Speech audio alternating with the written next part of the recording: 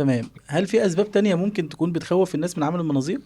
يعني في بعض المعتقدات الخاطئة، يعني أغلب المعتقدات هنا في مصر، المريض بيجي بيقول فلان عمل منظار وتعب، وفلان عمل المنظار اه. وتوفى بعديه. بس طبعا انت كل ده بتبقى معتقدات خاطئة، وبيسمع مشاكل من المرضى، وأغلبها بس تبقى. بس ما فيش دخان من غير نار، يعني اكيد حصل حاجة خلت السمعة تبقى كده في موضوع المناظير ما ده. هو مشكلة المناظير إن إحنا في الفترات اللي كان فيها انتشار للتليف الكبدي وفيروس سي زمان، للأسف كان أغلب استخدام المناظير لحالات ناس في الجهاز الهضمي، ودي امم. حالات أصلا بيبقى عندها فشل كبدي، ونسب الوفاة فيها عالية، حتى سواء عمل منظار وما عملش منظار يعني. امم. فإحنا للأسف تكون معتقد خاطئ عند بعض الناس إن المناظير دي حاجة بتؤدي للوفاة بسبب النقطة دي يعني. امم. لكن ده معتقد خاطئ جدا يعني. انما الحمد لله موضوع المنظار امن بالنسبة لاي حد داخل يعمل يعني منظار. المناظير من الإجراءات الطبية اللي ليها نسب أمان عالية جدا، ونسب المخاطر فيها قليلة جدا بالنسبة للمناظير التشخيصية. يعني لو أنا بعمل منظار معدة أو قولون تشخيصي، نسب المخاطر فيه ضعيفة جدا يعني.